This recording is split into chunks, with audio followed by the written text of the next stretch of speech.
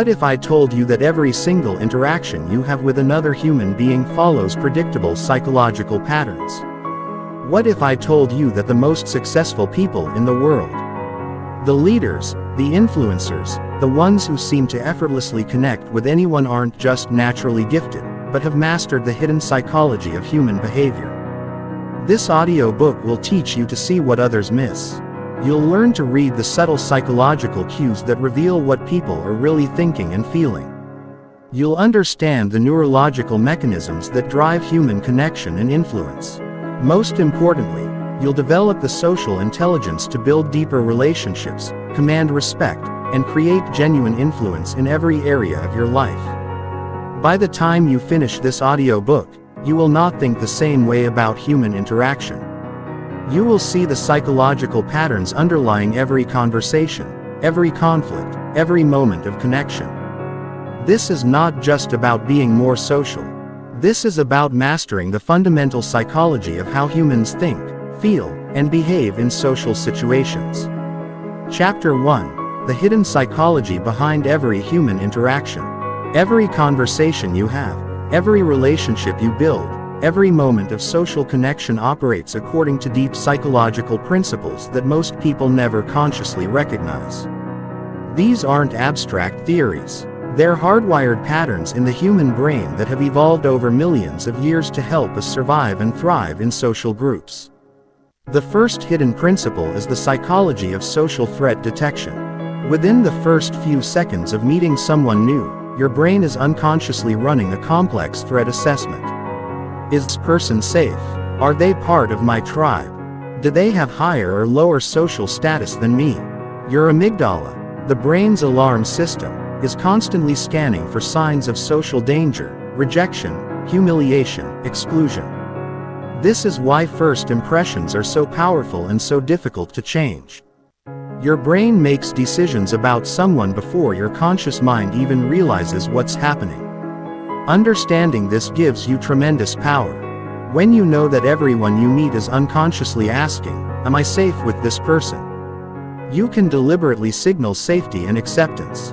You can use your body language, tone of voice, and initial words to immediately put someone's threat detection system at ease.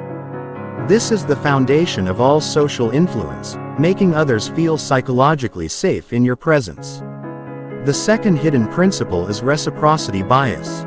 Humans are psychologically wired to return favors, even small ones. This goes far deeper than just being polite. It's a survival mechanism that helped our ancestors build the cooperative relationships necessary for group survival. When someone does something for us, even something minor like holding a door or paying a compliment, our brain creates a psychological debt that we feel compelled to repay.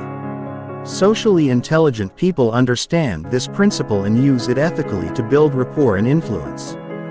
They look for opportunities to provide value first. Sharing useful information, offering genuine compliments, or simply giving their full attention. This creates positive reciprocity cycles that strengthen relationships over time. The third principle is social proof psychology. Humans are herd animals. We look to others to determine what's normal, expect the social context to influence behavior. You can highlight examples of the behavior you want to see. You can position yourself as someone others want to emulate. You can create environments where positive behaviors become the obvious social norm. The fourth hidden principle is the psychology of status and hierarchy. Every human interaction involves subtle negotiations about relative social position. This isn't about being arrogant or domineering. It's about understanding that humans naturally organize themselves into social hierarchies for group coordination. Your brain is constantly processing signals about where you and others fit in the social structure. High-status behaviors include confident posture, deliberate speech patterns, taking up appropriate space, and showing genuine interest in others without seeking approval.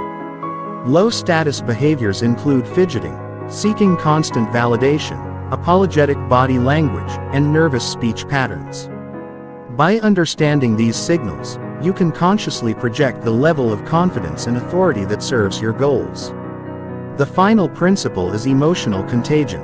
Human emotions are literally contagious. When you're around someone who's anxious, your stress hormones increase. When you're with someone who's genuinely happy and energetic, you feel more positive yourself. This happens through mirror neurons in your brain that automatically mimic the emotional states of others. Emotionally intelligent people learn to manage their own emotional state first, then use emotional contagion to positively influence others. They bring calm energy to stressful situations, enthusiasm to mundane tasks, and confidence to uncertain environments. They understand that their emotional state doesn't just affect them. It affects everyone around them. These 5 principles operate in every human interaction, whether you're aware of them or not. The difference between socially successful people and everyone else is that successful people understand these patterns and work with them consciously rather than being unconsciously controlled by them. Chapter 2. Decoding the Social Brain. How we're wired for connection.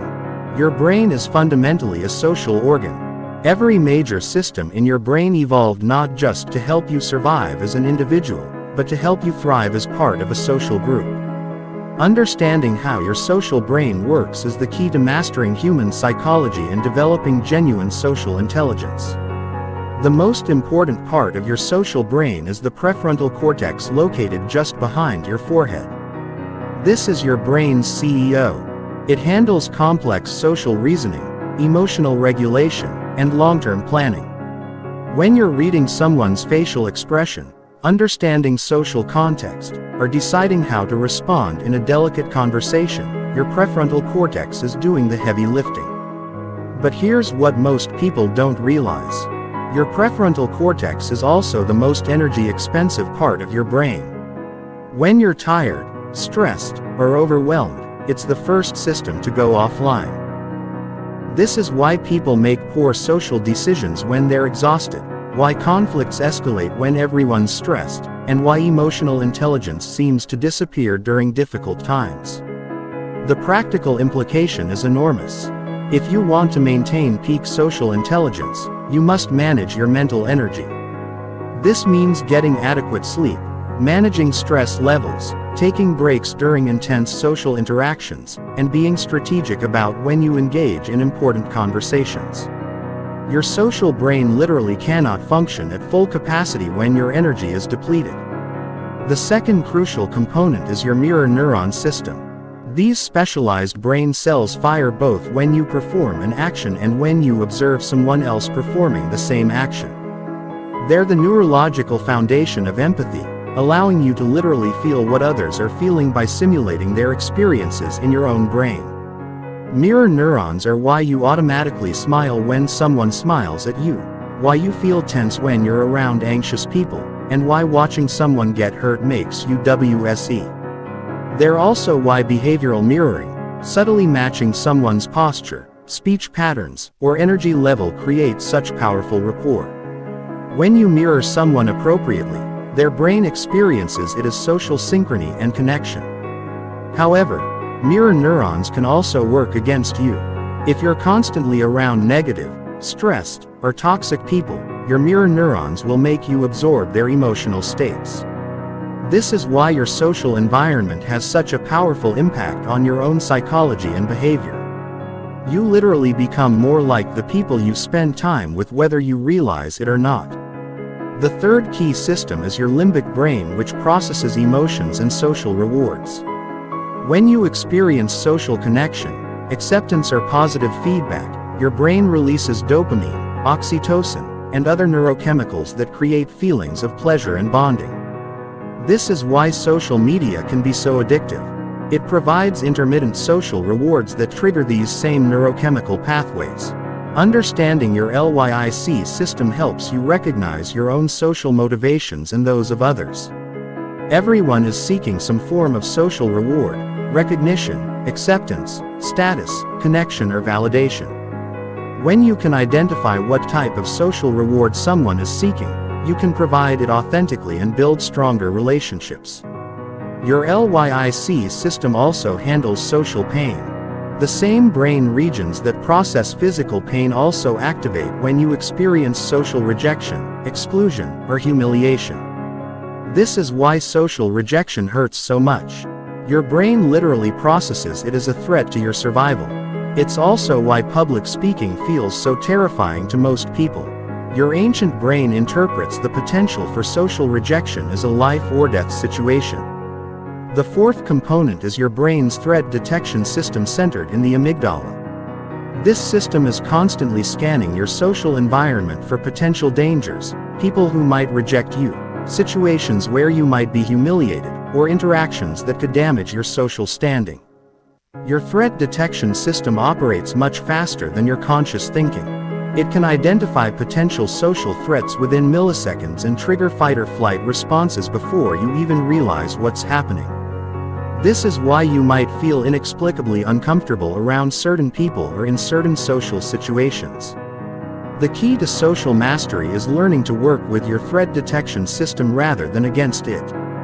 This means gradually exposing yourself to social situations that trigger mild anxiety, building your confidence through small successes, and developing techniques to calm your nervous system during challenging interactions. Finally, your social brain includes sophisticated systems for understanding social hierarchy, group dynamics, and cultural norms. These systems allow you to navigate complex social structures, understand unspoken rules, and adapt your behavior to different social contexts. The remarkable thing about your social brain is its plasticity. The neural pathways that govern your social behavior can be strengthened through practice and awareness. Every time you consciously practice a social skill, you're literally rewiring your brain to make that behavior more automatic and natural. This means that social intelligence isn't fixed. It's trainable. You can develop better empathy, stronger communication skills, charismatic presence, and greater emotional intelligence through deliberate practice and conscious awareness of how your social brain operates. Chapter 3. The 4 Pillars of Social Intelligence Mastery. Social intelligence is not a single skill but a sophisticated integration of 4 distinct yet interconnected capabilities. These 4 pillars work together to create the kind of magnetic presence and genuine influence that characterizes the most socially successful people. Master these 4 pillars and you will have the foundation for extraordinary relationships and social impact. The first pillar is social awareness. The ability to accurately read and understand the emotions, motivations, and psychological states of others. This goes far beyond just noticing when someone seems upset. Social awareness means developing the sensitivity to detect subtle emotional shifts, understanding the deeper needs and fears that drive behavior, and recognizing the complex social dynamics operating in any group situation. Most people are so focused on themselves, what they're going to say next, how they're being perceived, whether they're making a good impression, that they miss the rich psychological information constantly available in every interaction. Socially aware people have learned to shift their attention outward, becoming keen observers of human nature. This involves mastering the art of reading micro-expressions, the fleeting facial expressions that reveal true emotions before people can consciously control them. It means listening not just to what people say, but how they say it, what they don't say, and what their body language reveals about their internal state. Social awareness also requires understanding context. The same behavior can mean completely different things depending on the situation, the person's background, their current stress level, and their relationship with you. A socially aware person considers all these factors when interpreting behavior rather than making snap judgments based on surface appearances. The second pillar is self-management. The ability to regulate your own emotions, behavior, and energy in social situations. This is perhaps the most crucial pillar because you cannot effectively influence others if you cannot first influence yourself. Self-management means maintaining emotional equilibrium under pressure, projecting the energy and presence you want others to experience and making conscious negative or chaotic energy. Others mirror those states, and interactions become more difficult. Advanced self-management includes the ability to consciously shift your emotional state to match the needs of the situation. Sometimes leadership requires projecting strength and determination. Sometimes it requires warmth and empathy. Sometimes it requires playfulness and humor. Socially intelligent people develop the flexibility to access different aspects of their personality as needed. The third pillar is social influence. The ability to guide interactions and relationships in positive directions. This is not about manipulation or coercion, but about creating genuine value for others while achieving your own legitimate goals. Social influence requires understanding what motivates people and finding ways to align your interests with theirs. Effective social influence begins with building trust and credibility. People are only influenced by those they respect and feel safe with. This means being authentic, keeping your commitments, showing genuine interest in others' well-being, and demonstrating competence in areas that matter to them. It also requires mastering the psychology of persuasion. This includes understanding how people make decisions, what types of arguments resonate with different personality types, how to frame information in compelling ways, and how to create emotional as well as logical reasons for people to say yes to your ideas. Advanced social influence involves what researchers call inspirational motivation, the ability to connect with people's higher values and aspirations, helping them see how your proposal serves their deepest interests and contributes to something meaningful. This is the difference between getting compliance and creating genuine enthusiasm and commitment. The fourth pillar is relationship architecture, the ability to build, maintain, and deepen meaningful connections over time. This goes beyond networking or making small talk. Relationship architecture involves understanding the deeper dynamics that create lasting bonds between people and knowing how to nurture those bonds systematically. This includes mastering the art of vulnerability and trust building. The strongest relationships are built on mutual vulnerability, the willingness to share authentic thoughts, feelings, and experiences with others. But vulnerability must be calibrated appropriately. Too much too soon can make others uncomfortable. Too little can keep relationships superficial. Relationship architecture also involves understanding and managing relationship dynamics over time.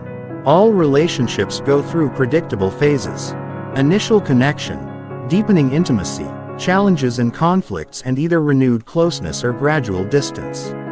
Skilled relationship architects know how to navigate these phases consciously, addressing issues before they become problems and continuously adding value to others' lives. It includes the ability to maintain extensive networks of relationships without those relationships feeling transactional or superficial. This requires systems for staying in touch, remembering important details about people's lives, and finding genuine ways to contribute to their success and happiness. These four pillars work synergistically. Social awareness gives you the information you need to manage yourself appropriately. Self-management creates the foundation for effective influence. Social influence builds stronger relationships, and strong relationships provide more opportunities to develop all four skills. The most socially intelligent people have developed all four pillars to a high level. They read social situations accurately, manage their own presence skillfully, influence others ethically and effectively, and build remarkable networks of meaningful relationships. This combination creates what appears to be natural charisma, but is actually the result of conscious skill development. Chapter 4: Understanding Personality Types and Behavioral Patterns.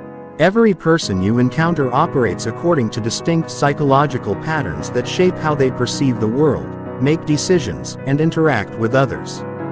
Understanding these personality patterns gives you a tremendous advantage in social situations because it allows you to adapt your communication style to match how others naturally think and process information. The foundation of personality psychology reveals that people differ fundamentally in four key dimensions. First is introversion versus extroversion. How people direct their energy and attention. Introverts focus their energy inward, preferring depth over breadth in relationships and needing quiet time to recharge.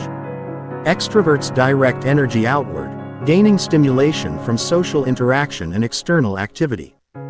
This difference affects everything about how people communicate. Introverts typically prefer to think before speaking, appreciate written communication over phone calls, and value one-on-one conversations over group discussions. They often have incredibly rich inner lives, but may appear reserved in social settings. Extroverts think out loud, prefer verbal communication, and thrive in group environments. They may appear more socially confident, but can sometimes dominate conversations without realizing it. When interacting with introverts, give them time to process information before expecting responses. Ask thoughtful questions and create space for their insights. Don't mistake their quiet nature for disinterest or lack of intelligence. Some of the most brilliant people are introverts who simply prefer to observe and reflect before contributing, with extroverts engage their energy and enthusiasm. They appreciate interactive conversations, brainstorming sessions, and opportunities to verbally explore ideas.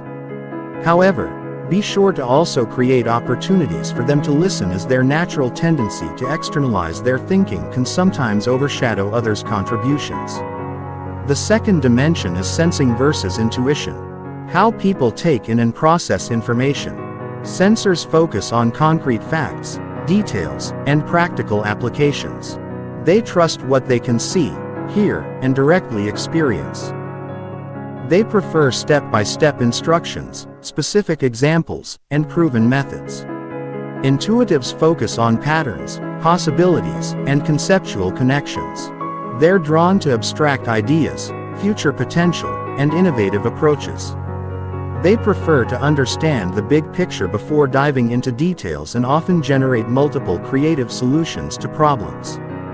When communicating with sensors, be specific and practical. Provide concrete examples, detailed instructions, and evidence-based support for your ideas. Respect their need for proven methods and incremental change. Don't overwhelm them with abstract theories or completely novel approaches.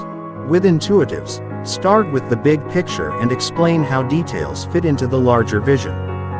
Focus on possibilities and potential rather than just current realities. Encourage their creativity and be open to unconventional solutions. However, make sure to also address practical implementation concerns.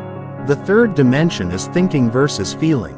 How people make decisions. Thinkers prioritize logic, consistency, and objective analysis. They want to understand the rational basis for decisions and prefer impersonal criteria for evaluation. They value competence, efficiency, and fairness. Feelers prioritize values, relationships, and human impact. They want to understand how decisions affect people and prefer to consider individual circumstances. They value harmony, authenticity, and compassion when working with thinkers.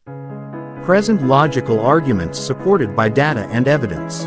Focus on efficiency, competence, and objective benefits. Acknowledge potential problems and have rational solutions ready. Don't take their direct communication style personally. They're focused on the logic of ideas, not personal relationships. With feelers, emphasize the human impact of decisions and show how your proposals align with shared values. Take time to build personal rapport and demonstrate genuine care for others' well-being. Be diplomatic in your communication and acknowledge the emotional aspects of situations. The fourth dimension is judging versus perceiving. How people organize their external world. Judgers prefer structure, closure, and planned approaches. They like to make decisions quickly and stick with them. They value organization, predictability, and goal achievement. Perceivers prefer flexibility, openness, and adaptable approaches. They like to keep options open and gather more information before deciding. They value spontaneity, exploration, and discovery with judges. Be organized and prepared. Provide clear timelines, specific goals, and structured approaches. Respect their need for closure and avoid constantly changing plans. When you must introduce changes, explain the reasoning and provide a new clear structure with perceivers. Maintain flexibility and avoid being overly rigid in your approach. Present options rather than single solutions and encourage their input in shaping plans. Be patient with their need to explore alternatives and don't pressure them for immediate decisions unless absolutely necessary. Beyond these basic dimensions, you also need to understand motivational patterns. Some people are primarily motivated by achievement and recognition. Others are motivated by security and stability. Some seek autonomy and independence. Others value connection and belonging. Recognition-motivated people respond well to public acknowledgement, competitive challenges and opportunities to demonstrate their capabilities. Security-motivated people prefer clear expectations, proven methods and gradual change. Autonomy-motivated people want freedom to choose their own methods and hate micromanagement. Connection-motivated people thrive on collaboration, team unity, and shared experiences. The key to personality-based communication is not to put people in boxes, but to recognize patterns and communicate more effectively. Most people have preferences across all these dimensions, and those preferences influence how they naturally interpret and respond to information. Socially intelligent people develop the flexibility to adapt their communication style to match others' natural patterns while still remaining authentic to their own personality. This doesn't mean being fake or manipulative. It means being considerate enough to present information in ways that others can easily understand and appreciate. Chapter 5: The Science of First Impressions and Snap Judgments. Within 7 seconds of meeting someone new, your brain has already formed detailed judgments about their competence, trustworthiness, social status, and likability. These split-second assessments happen automatically and unconsciously, yet they profoundly influence every subsequent interaction. Understanding the psychology of first impressions gives you the power to make those crucial initial moments work in your favor. The science behind first impressions reveals that humans evolved to make rapid social judgments as a survival mechanism. When our ancestors encountered strangers, they needed to quickly determine whether this person was a potential ally, threat, or mating partner. Those who were skilled at making accurate snap judgments were more likely to survive and reproduce. Today, your brain still operates according to these ancient patterns. Within milliseconds of seeing someone's face, your brain automatically categorizes them along multiple dimensions. Research shows that people can accurately judge personality traits like extraversion, conscientiousness, and emotional stability from photographs alone, often with remarkable accuracy. The most powerful factor in first impressions is facial structure and expression. Faces with strong jaw lines and defined cheekbones are automatically perceived as more dominant and competent. Faces with softer features and wider eyes are perceived as more trustworthy and approachable. Symmetric faces are universally considered more attractive and are associated with higher intelligence and better genes. However, facial expression matters even more than bone structure. A genuine smile activates the muscles around the eyes and creates what researchers call the Duchenne smile. This type of smile triggers positive responses in others' brains and immediately increases your likability. Fake smiles, which only involve the mouth muscles, actually decrease trust because they signal potential deception. Eye contact patterns are equally crucial. The optimal amount of eye contact varies by culture, but in most Western contexts, maintaining eye contact 60% of the time during conversation signals confidence and sincerity. Too little eye contact suggests insecurity or dishonesty. Too much can feel aggressive or inappropriate. Your posture and body language convey status and confidence before you say a single word. Upright posture with shoulders back signals self-assurance and competence. Slouching or hunched shoulders suggest insecurity or low energy. The amount of space you take up also matters. As confident people naturally use more space through open positioning, voice quality has an enormous impact on first impressions. Lower-pitched voices are automatically perceived as more authoritative and competent, which is why both men and women unconsciously lower their pitch when they want to project authority. Speaking rate also matters. Slightly slower speech suggests thoughtfulness and control, while very fast speech can signal anxiety or lack of confidence. Clothing and grooming choices communicate social status, attention to detail, and respect for the situation. This doesn't mean you need expensive clothes, but your appearance should be appropriate for the context and show that you've invested effort in your presentation. Research shows that people form impressions about your income level, education, and social class within seconds based purely on clothing cues. The psychological principle of primacy means that first impressions create a filter through which all subsequent information is interpreted. If someone initially perceives you as competent, they'll interpret ambiguous behaviors as signs of competence. If their first impression is negative, they'll look for confirming evidence and discount contradictory information. This is why recovering from a poor first impression is so difficult. It's not impossible, but it requires consistent positive interactions over time to overcome the initial negative judgment.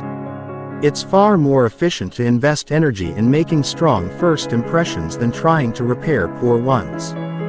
The good news is that first impressions are largely controllable. Since they're based on observable behaviors and characteristics, you can consciously optimize your presentation for different situations. This doesn't mean being inauthentic. It means being intentional about highlighting your positive qualities from the very first moment. Context also shapes first impression formation. The same behavior can create completely different impressions depending on the setting. Casual clothing that's appropriate at a weekend barbecue would create negative impressions in a business meeting. Understanding the expectations and norms of each environment allows you to calibrate your presentation appropriately. Cultural background significantly influences first impression criteria. Direct eye contact that signals confidence in American culture might be perceived as disrespectful in some Asian cultures. Physical touching that's normal in Mediterranean cultures could make Northern Europeans uncomfortable. Developing cultural intelligence means understanding these variations and adapting accordingly. The psychological concept of thin slicing explains why first impressions can be surprisingly accurate. Humans are remarkably skilled at detecting subtle behavioral cues that reveal underlying personality traits. Your micro-expressions, posture, voice, tone, and movement patterns all provide information about your internal state and character. However, first impressions can also be systematically biased. The halo effect means that one positive trait can make everything else about a person seem more positive. Physical attractiveness creates a particularly strong halo effect. Attractive people are automatically perceived as more intelligent, competent, and moral even when there's no logical connection between appearance and these qualities. Understanding these biases helps you both leverage them ethically and avoid being misled by them when evaluating others. Just because someone makes a strong first impression doesn't mean they're actually competent or trustworthy. Similarly, someone who makes a poor first impression due to nervousness or cultural differences might be an exceptional person once you get to know them. The key to mastering first impressions is developing the ability to consciously project the qualities that matter most in each specific situation while remaining authentic to your core personality. This means having a repertoire of presentation styles you can access depending on whether you need to project authority, warmth, creativity, or trustworthiness. Chapter 6. Micro-expressions in the language of the face. The human face is the most sophisticated communication device in nature, capable of producing over 10,000 distinct expressions through the coordination of 43 different muscles. Most people believe they can hide their true emotions behind social masks. But the reality is that authentic feelings leak through micro-expressions, lightning-fast facial movement of a second far too quickly for conscious control. Learning to read micro-expressions gives you access to people's unfiltered emotional truth.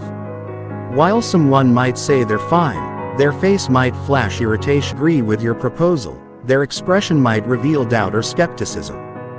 This skill is so powerful that it's used by everyone from FBI interrogators to Fortune 500 executives to therapists working with trauma victims.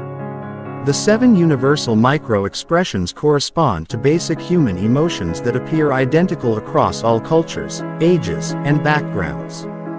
These expressions are hardwired into our neurology and appear automatically when we experience the corresponding emotions regardless of our attempts to conceal them. The first universal expression is happiness, characterized by the contraction of muscles around the eyes and the lifting of the mouth corners. Genuine happiness creates what researchers call crow's feet. Small wrinkles that radiate from the outer corners of the eyes. This is why genuine smiles are called Duchenne smiles, named after the scientist who first identified this pattern. Fake smiles only engage the mouth muscles and can be sustained much longer than genuine smiles, which naturally fade after a few seconds. When you see genuine happiness micro-expressions, it indicates that the person is experiencing authentic positive emotion. This is valuable information because it tells you what truly makes someone feel good, not just what they claim makes them happy. You can use this knowledge to build rapport by focusing conversations on topics that generate genuine positive responses. The second expression is sadness, identified by the drooping of the upper eyelids, loss of focus in the eyes, and the slight downward pull of the mouth corners. The inner corners of the eyebrows may also draw up and together, creating a triangular shape in the forehead.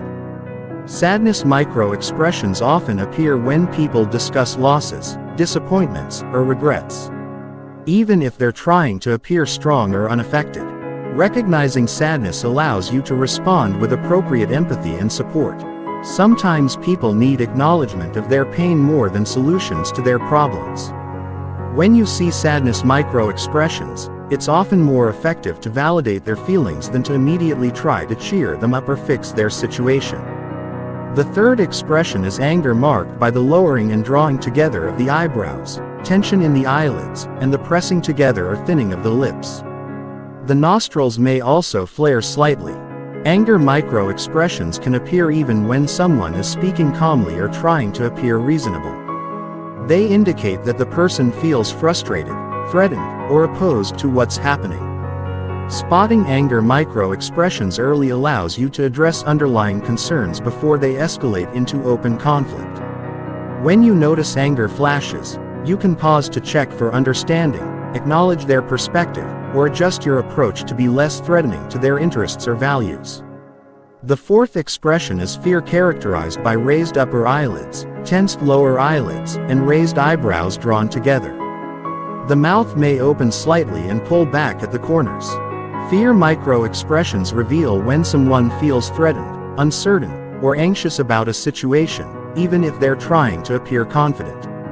Understanding when someone is experiencing fear allows you to provide reassurance, slow down your approach, or address their specific concerns.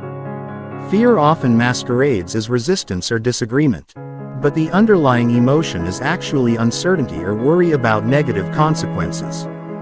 The fifth expression is surprise, shown by raised eyebrows, wide open eyes, and a dropped jaw. Surprise is typically the briefest micro-expression because the emotion itself is fleeting. You're surprised until you process what happened. Then you experience a different emotion about the situation. Genuine surprise cannot be faked convincingly because the muscle movements are too complex and coordinated. Surprise micro-expressions tell you when information is unexpected or when someone's assumptions have been challenged. This can be valuable for understanding whether your message is being received as intended or whether you need to provide more context or explanation.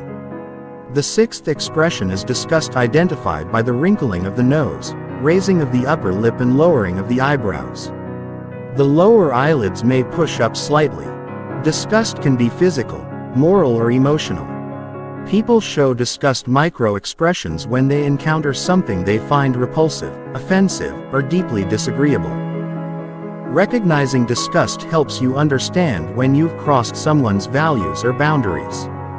This information allows you to adjust your approach.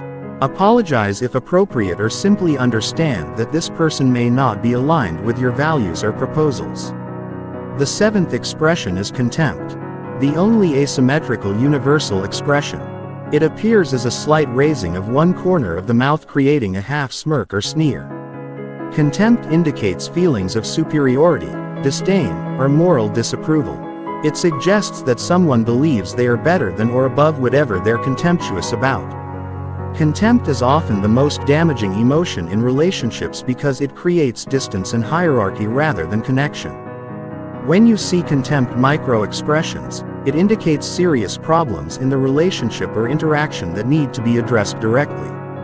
Beyond the 7 universal expressions, You also need to watch for micro-expressions of thinking and concentration.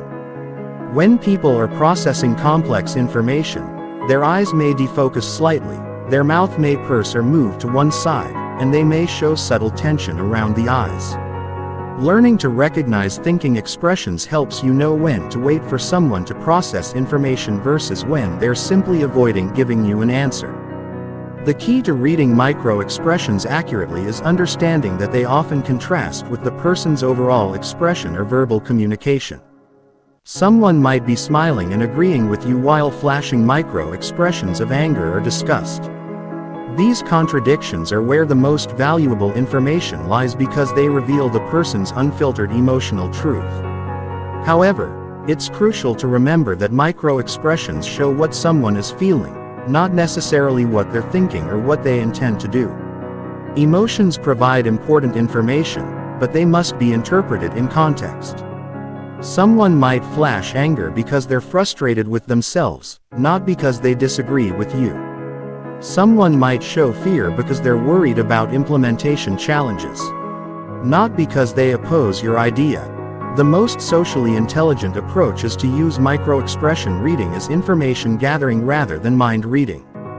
When you notice micro-expressions that contradict someone's verbal communication, you can ask gentle questions to better understand their perspective, provide reassurance if they seem anxious, or slow down if they appear overwhelmed. Developing this skill requires practice and patience. Start by watching people in low-stakes situations. Notice the micro-expressions that flash across faces during casual conversations, while watching movies or during presentations. Pay attention to the micro-expressions that appear on your own face by practicing in front of a mirror or recording yourself. Remember that some people are naturally more expressive than others and some have learned to control their expressions more effectively. Cultural background also influences expression patterns. Though the 7 universal emotions appear across all cultures, the goal is not to become a human lie detector, but to develop greater sensitivity to the emotional currents flowing beneath surface-level interactions. Chapter 7. Body Language Mastery. What People Don't Say. While people can carefully control their words and even manage their facial expressions to some degree, body language operates largely outside conscious awareness. Your posture, gestures, spatial positioning, and movement patterns continuously broadcast information about your confidence, emotional state, intentions, and social status. Learning to read and consciously direct body language gives you access to a powerful communication channel that most people completely ignore.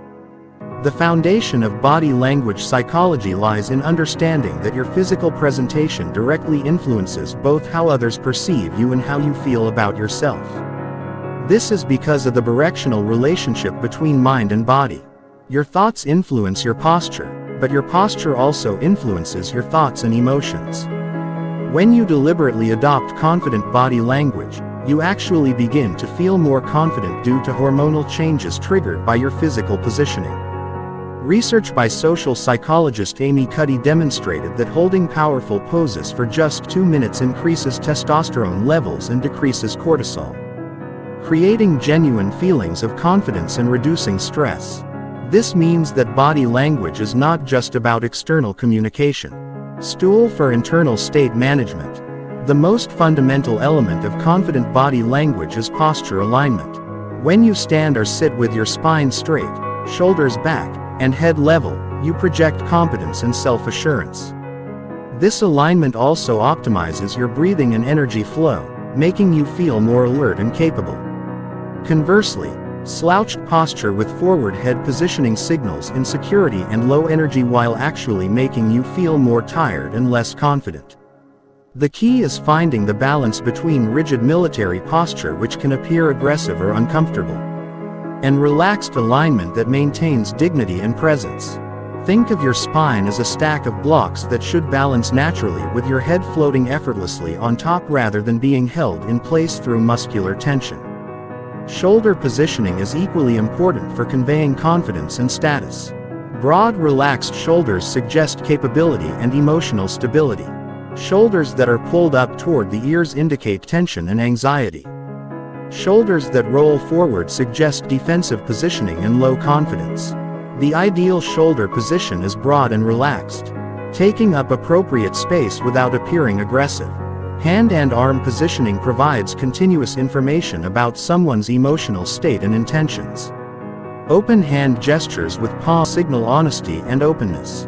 Hidden hands, whether in pockets, behind the back, or under tables, can create suspicion and distance. Crossed arms create a physical barrier that others unconsciously interpret as emotional or psychological barriers. However, context matters enormously in interpreting arm positions. Someone might cross their arms because they're cold, because it's comfortable, or because they're concentrating, not necessarily because they're defensive. The key is to look for clusters of behaviors rather than interpreting single gestures in isolation. Gestures while speaking reveal confidence levels and thinking patterns. Confident speakers use deliberate, controlled gestures that emphasize their points without being distracting. Their gestures tend to move away from their body, claiming space, and drawing attention to their ideas. Nervous speakers often use repetitive, self-soothing gestures like touching their face, playing with their hair, or adjusting their clothing. The speed and size of gestures also communicate different messages. Larger, slower gestures suggest thoughtfulness and authority. Smaller, faster gestures can indicate excitement or anxiety. The most effective speakers vary their gesture patterns to match the content and emotional tone of their message. Spatial positioning and proxemics reveal social dynamics and relationship quality. The distance people maintain from each other, how they angle their bodies, and whether they mirror each other's positioning, all provide information about rapport, status, and comfort levels. In most Western cultures, intimate distance is reserved for close family and romantic partners. Personal distance is used for friends and casual acquaintances. Social distance is appropriate for business interactions and formal situations. Public distance is used for presentations and formal speeches. When someone consistently maintains greater distance than the situation typically requires, it may indicate discomfort, disagreement, or desire for emotional distance. When someone moves closer than cultural norms suggest, it might indicate interest, attraction, or an attempt to establish dominance. Body orientation is another crucial element. When people are engaged and interested, they tend to orient their entire body toward the speaker, not just their head. When they're disinterested or looking for an exit, their feet and body may point toward doors or away from the interaction, even if they're maintaining polite eye contact and conversation. Mirroring is one of the most powerful tools in body language psychology. When people feel rapport and connection, they unconsciously match each other's posture, gestures, and energy levels. You can deliberately use subtle mirroring to build rapport, but it must be done naturally and respectfully. Obvious mimicking feels manipulative and destroys trust. Effective mirroring involves matching overall energy levels and general posture rather than copying specific gestures. If someone is leaning forward and speaking energetically, you can lean forward slightly and increase your own energy. If someone is speaking softly and appears relaxed, you can match their calmer energy and relaxed positioning. The concept of personal space bubbles is culturally specific but universally important. Everyone has invisible boundaries around their body that feel comfortable or uncomfortable when crossed. Respecting these boundaries builds trust, while violating them creates tension and defensive responses. Status and dominance are continuously negotiated through body language positioning. Higher status individuals typically take up more space, use more expansive gestures, and maintain more relaxed postures. They tend to move more slowly and deliberately. Lower status individuals often make themselves smaller, use more restricted gestures, and display more nervous energy. However, true confidence differs from dominance displays. Confident body language is relaxed and natural rather than forced or aggressive. It claims appropriate space without infringing on others. It projects capability without needing to diminish anyone else. Nervous habits and self-soothing behaviors are among the most revealing aspects of body language. Touching the face, neck, or hair, fidgeting with objects, repetitive movements, and changes in breathing patterns all indicate internal anxiety or discomfort. Learning to recognize these patterns in yourself allows you to manage your anxiety and project greater confidence. Recognizing them in others allows you to provide reassurance or adjust your approach to be less threatening. The integration of all these elements creates what researchers call presence. The quality of being fully engaged, confident, and authentic in social interactions. Presence cannot be faked because it requires alignment between your internal state and external presentation. When your thoughts, emotions, and body language are all congruent, others sense your authenticity and respond with greater trust and respect. Developing body language mastery requires both self-awareness and other awareness. You need to become conscious of your own habitual patterns and their effects on others. You also need to develop sensitivity to others so you can respond appropriately to their comfort levels and emotional states. The goal carries far more information than the words you speak. The tone, pace, volume, and rhythm of your speech communicate your emotional state, confidence level, social status, and intentions more powerfully than your actual message. Most people completely ignore this vocal channel of communication, missing crucial information about others and failing to optimize their own vocal presence. The psychology of vocal communication reveals that humans are extraordinarily sensitive to vocal cues.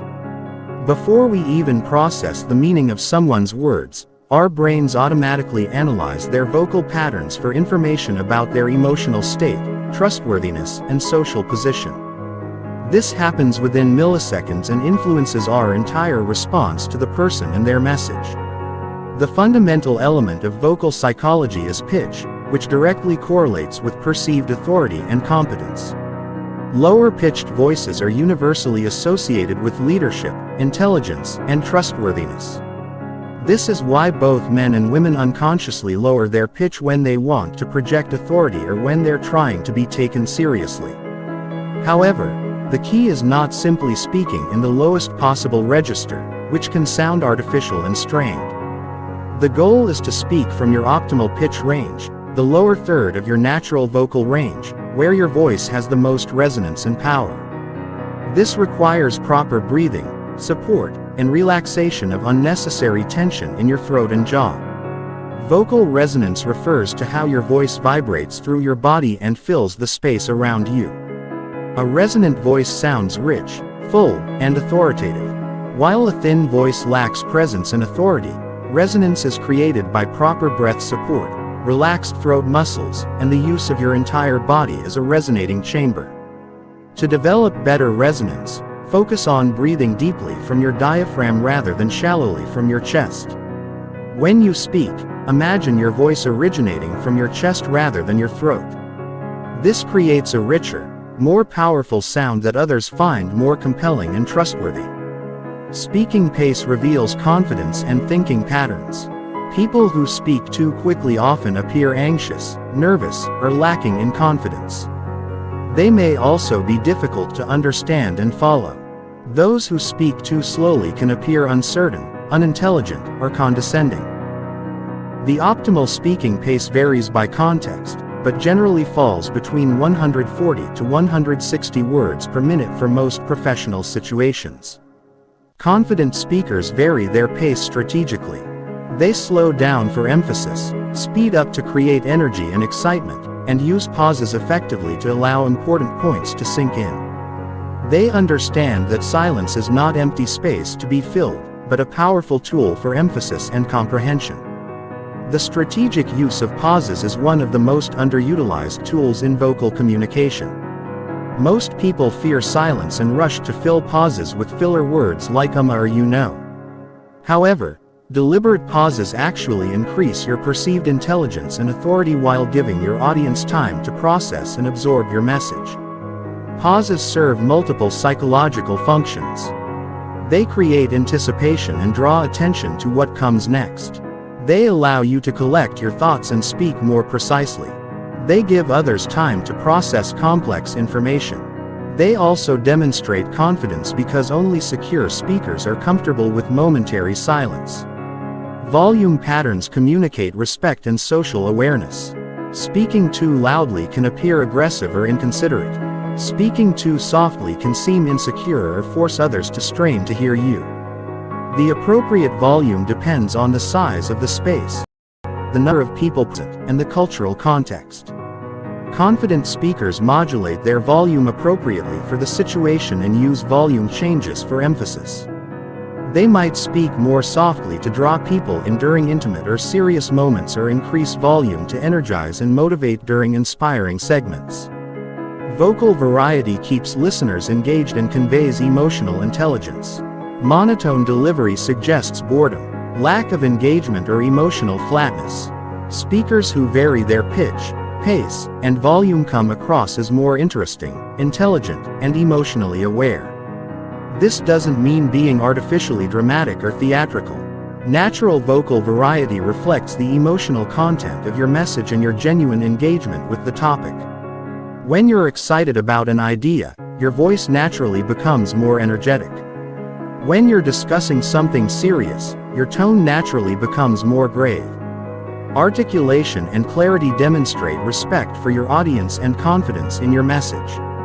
Mumbling, slurring words, or speaking with poor articulation makes you appear less intelligent and less confident. It also forces your listeners to work harder to understand you, which can create frustration and disengagement.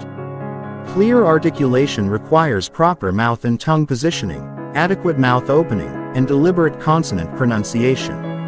It's particularly important to clearly pronounce the endings of words and to speak slowly enough that all syllables can be heard. Vocal fry, uptalk, and filler words are modern speech patterns that significantly undermine perceived competence and authority. Vocal fry is the creaky, growly sound that occurs when your voice drops to its lowest register. Uptalk is the pattern of ending statements with rising intonation, making them sound like questions. Filler words are thems and likes that pepper uncertain speech. All three patterns signal insecurity, uncertainty, or lack of preparation.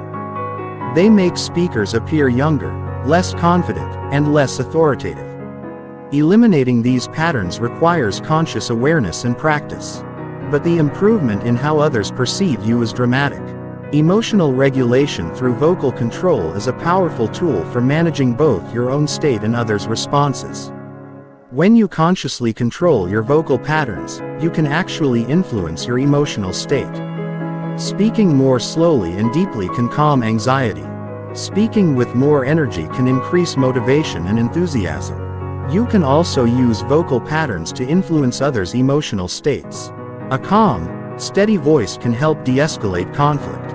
An enthusiastic, energetic voice can motivate and inspire. A warm, gentle voice can provide comfort and support. Matching and mirroring vocal patterns can build rapport. But like body language mirroring, it must be done subtly and naturally. You might match someone's energy level, speaking pace, or volume without copying their exact vocal patterns. This creates a sense of connection and understanding. Cultural considerations significantly impact vocal communication. Different cultures have different norms for appropriate volume, pace, directness, and emotional expression. What sounds confident in one culture might sound aggressive in another. What seems appropriately enthusiastic in one context might appear unprofessional in another. Developing vocal awareness requires both self-monitoring and feedback from others. Record yourself speaking in different situations to become aware of your habitual patterns. Notice how your voice changes when you're nervous, excited, angry, or confident. Practice speaking in your optimal pitch range with good breath support and clear articulation. The goal is not to develop an artificial professional voice, but to become more conscious and intentional about how you use this powerful communication channel. When your vocal patterns authentically reflect confidence, engagement, and respect for others, they enhance your message and strengthen your relationships.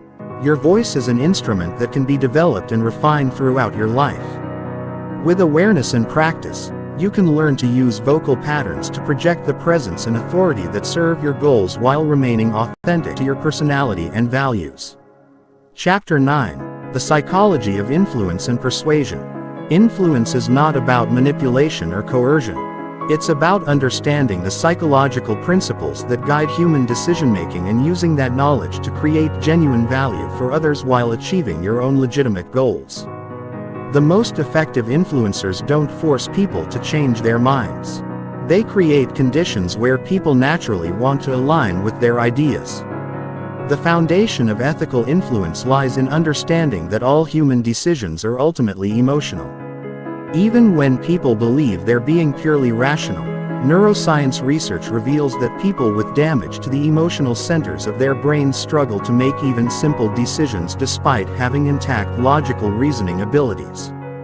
This means that effective influence must address both the emotional and rational aspects of decision-making. The first principle of influence psychology is reciprocity. The deep human need to return favors and maintain balance in relationships. When someone does something for us, we feel psychologically obligated to do something for them in return. This principle is so powerful that it works even when the initial favor is small, unsolicited, or comes from someone we don't particularly like. Reciprocity works because it served an important evolutionary function. Humans who were skilled at building reciprocal relationships were more likely to receive help during times of need, making them more likely to survive and reproduce. Today, this ancient mechanism still operates powerfully in modern interactions. To use reciprocity ethically, focus on providing genuine value before asking for anything in return. This might mean sharing useful information, making helpful introductions, offering your expertise, or simply giving someone your full attention and respect. The key is that your initial contribution must be meaningful to the other person, not just meaningful to you. The second principle is commitment and consistency. People have a deep psychological need to appear consistent with their previous decisions, statements, and beliefs. Once someone takes a position or makes a commitment, they feel pressure to align their future behavior with that commitment, even if circumstances change. This principle is particularly powerful when people make public commitments or when they feel they've chosen their position freely rather than being pressured into it. Written commitments are more powerful than verbal ones, and commitments that require effort or sacrifice are more powerful than easy commitments. To leverage commitment and consistency, help people articulate their own values, goals, and priorities. Ask questions that lead them to express why your proposal aligns with what they already believe or want. Once they've stated their position, they'll feel internal pressure to follow through on their own words. The third principle is social proof. The tendency to look to others for guidance about appropriate behavior, especially in uncertain situations. When people are unsure what to do, they observe what others in similar situations have done and follow that example. This is why testimonials, case studies, and examples of what people like you have done are so persuasive. Social proof is most effective when the examples come from people the target audience identifies with.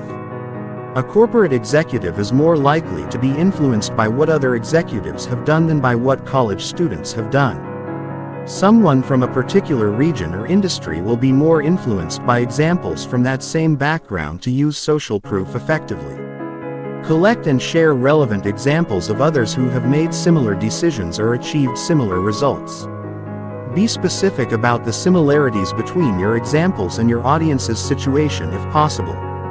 Facilitate direct contact between prospects and satisfied customers or clients. The fourth principle is liking. People are more easily influenced by those they like and feel connected to. We like people who are similar to us, who complement us genuinely, who are physically attractive, and who we associate with positive experiences. We also like people who seem to like us. Building liking requires genuine interest in others and the ability to find authentic connections and similarities. This doesn't mean being fake or manipulative, but rather being genuinely curious about others and highlighting real commonalities when they exist.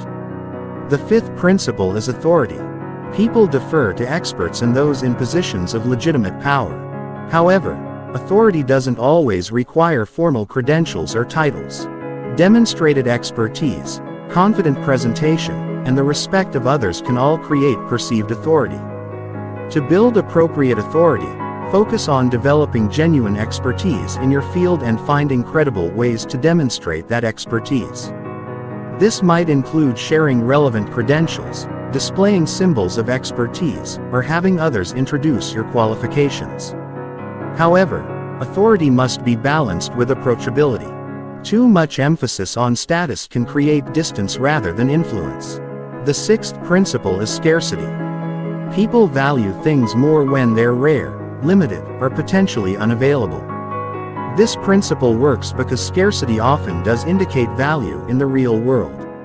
It also triggers loss aversion, the psychological reality that people feel the pain of losing something more strongly than the pleasure of gaining the same thing.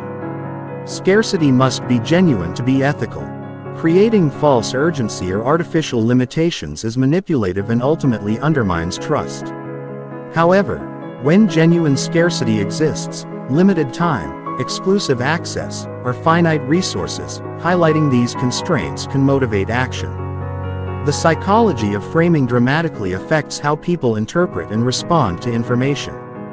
The same factual information can be presented in ways that emphasize benefits or costs, gains or losses, opportunities or risks.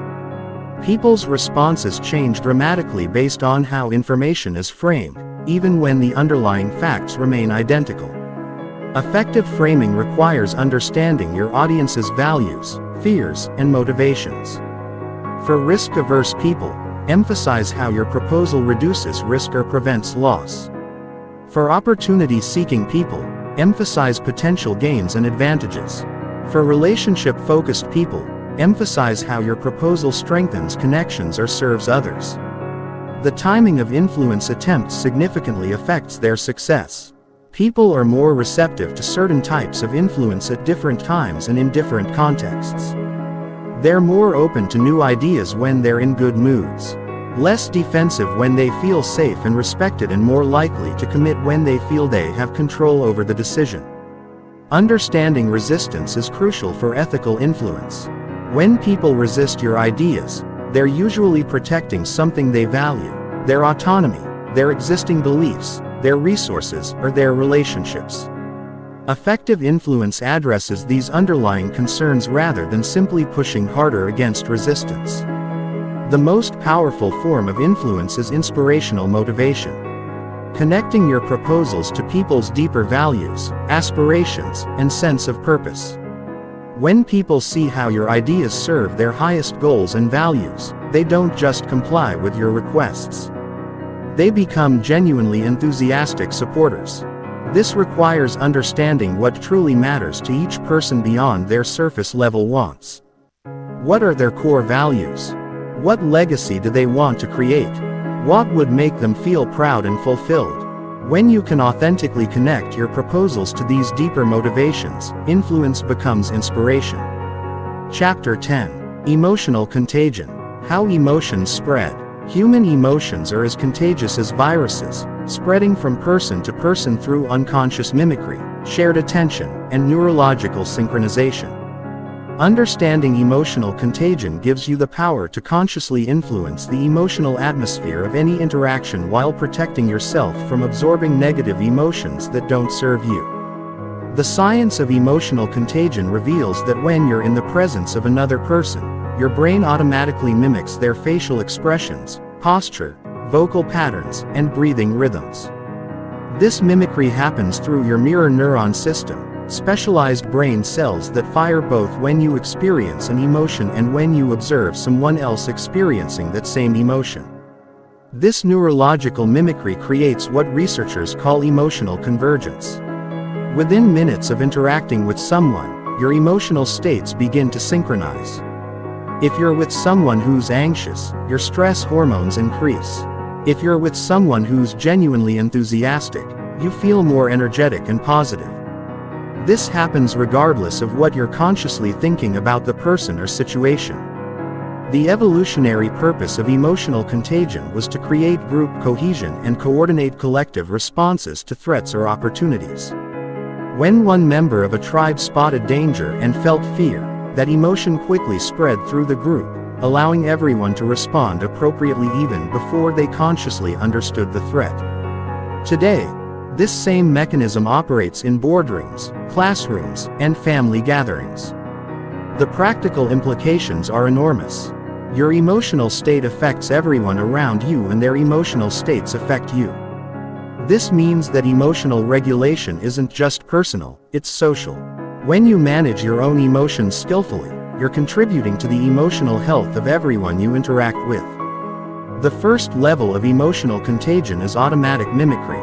When someone smiles genuinely, your brain automatically triggers the same facial muscles, creating the physical experience of smiling, even if you're not conscious of it. When someone speaks in a tense, rapid voice, your breathing and heart rate unconsciously accelerate to match theirs. This mimicry happens within milliseconds and operates below the threshold of conscious awareness. You can observe this phenomenon by watching people in restaurants or coffee shops. Notice how couples unconsciously mirror each other's posture, how groups match each other's energy levels, and how one person's laughter triggers laughter in others. The second level is emotional convergence, where the physical mimicry leads to actual emotional experience. Because emotions are partly created by physical sensations and expressions, mimicking someone's emotional displays causes you to experience diluted versions of their emotions. When you unconsciously copy someone's stressed posture and rapid breathing, you begin to feel stressed yourself. This convergence is strongest with people you feel connected to or identify with.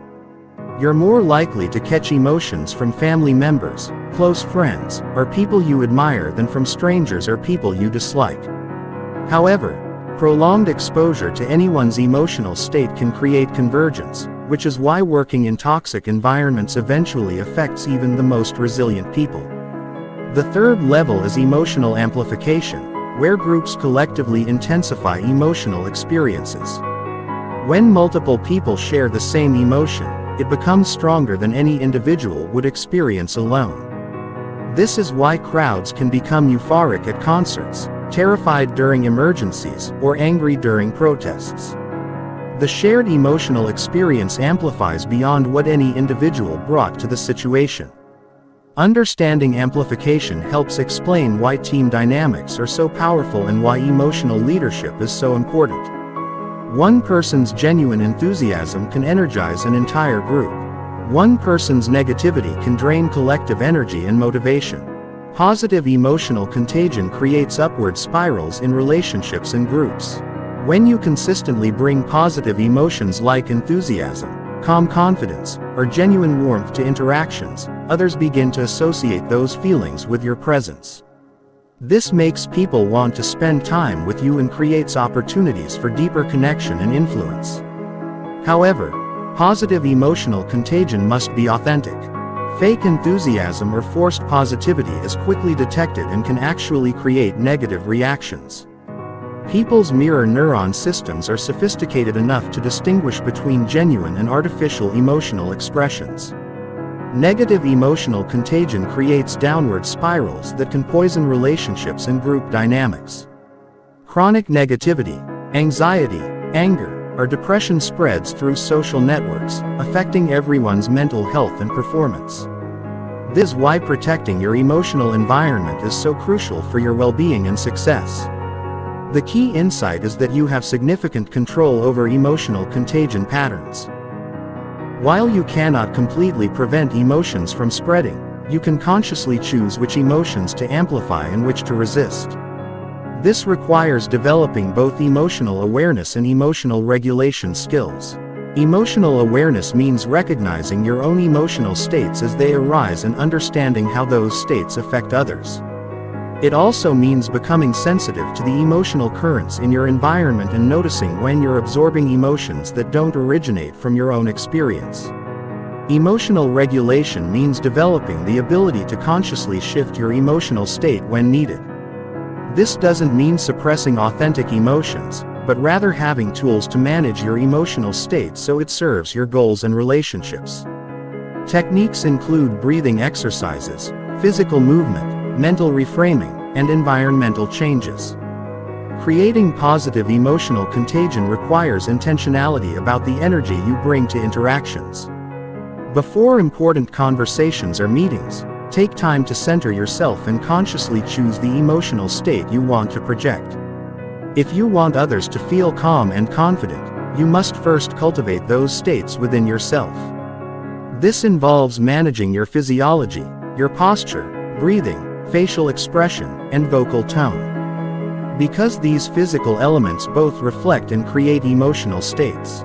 When you consciously adopt the physiology of confidence, enthusiasm, or calm focus, you begin to feel those emotions more strongly and broadcast them more effectively to others.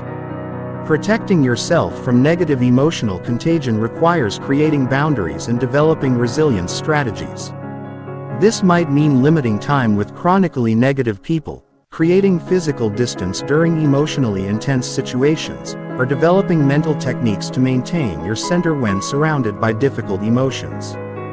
One effective strategy is the practice of conscious breathing. When you're in a challenging emotional environment, focus on maintaining slow, deep, rhythmic breathing. This helps regulate your nervous system and prevents you from unconsciously matching the stress patterns of others. Another strategy is emotional labeling. Consciously recognizing when you're experiencing emotions that don't belong to you.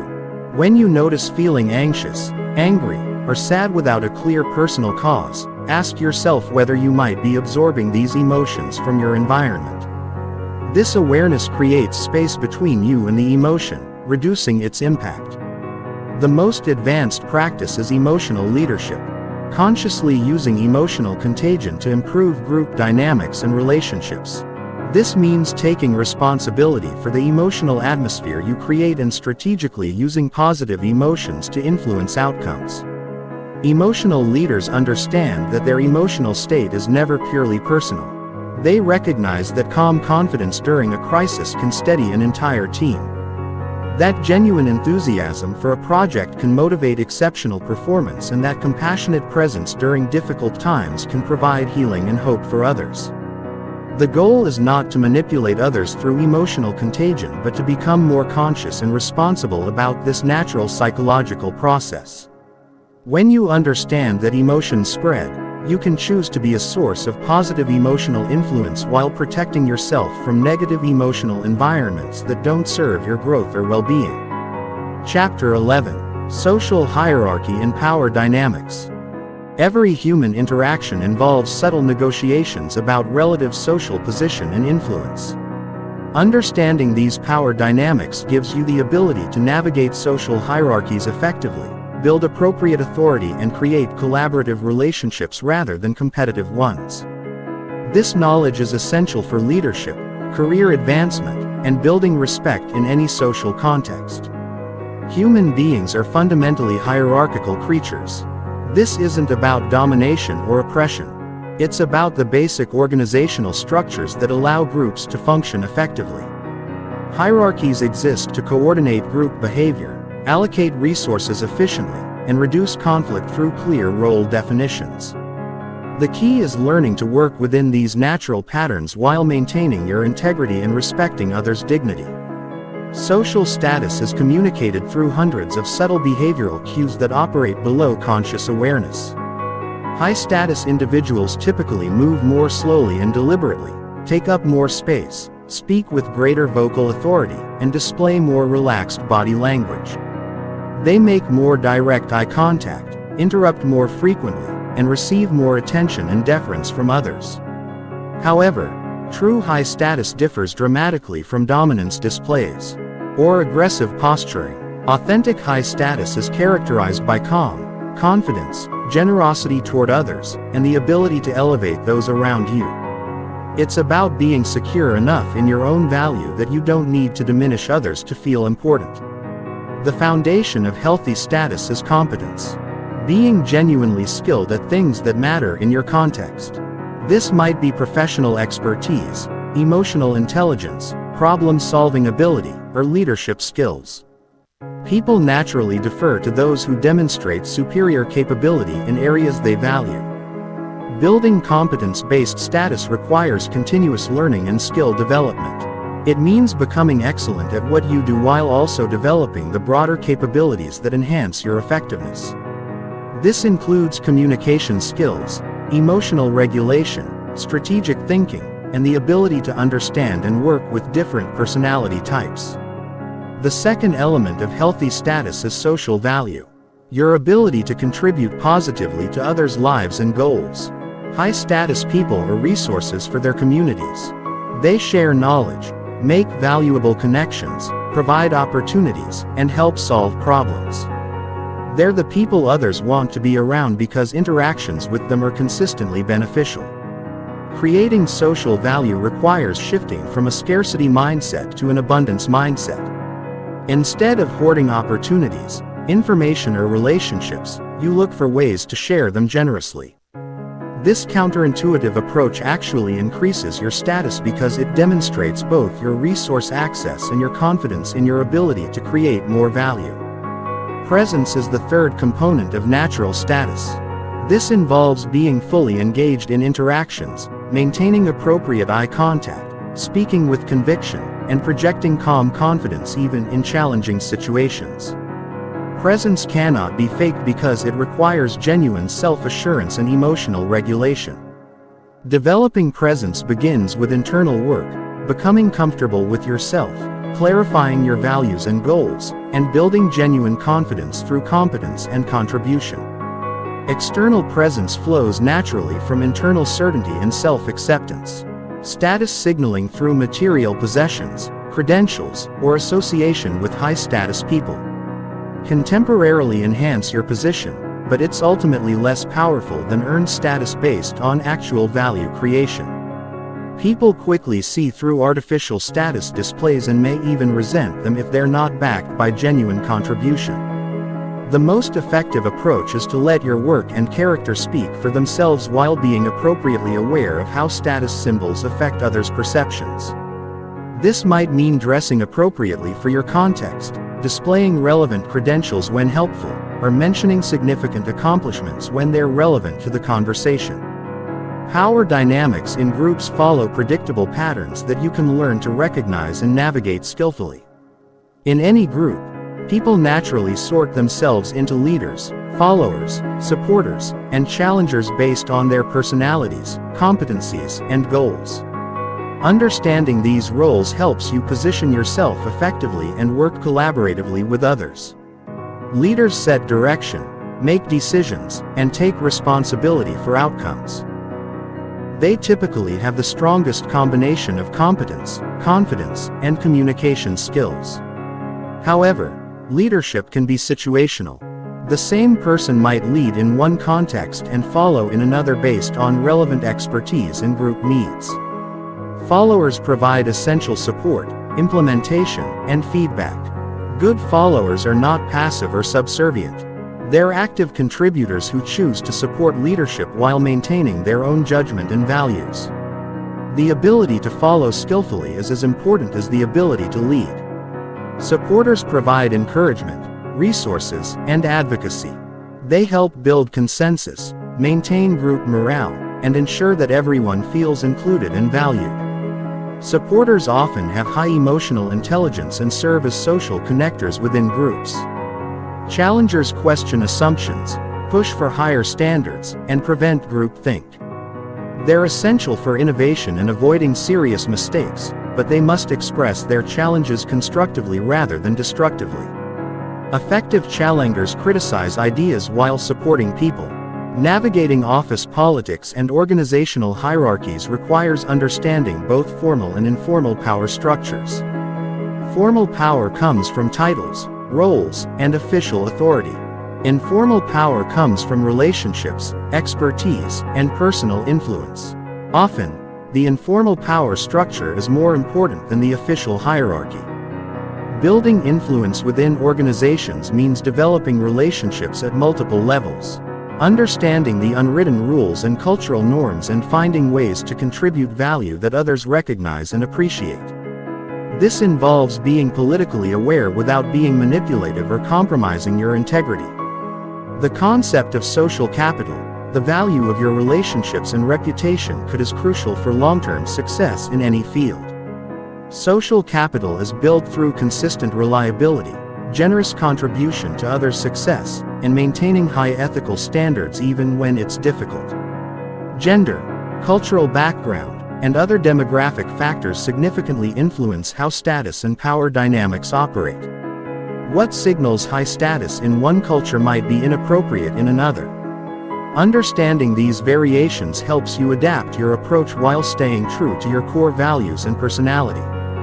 The goal is not to dominate others or climb hierarchies at any cost, but to understand how these natural human patterns work so you can participate in them skillfully and ethically.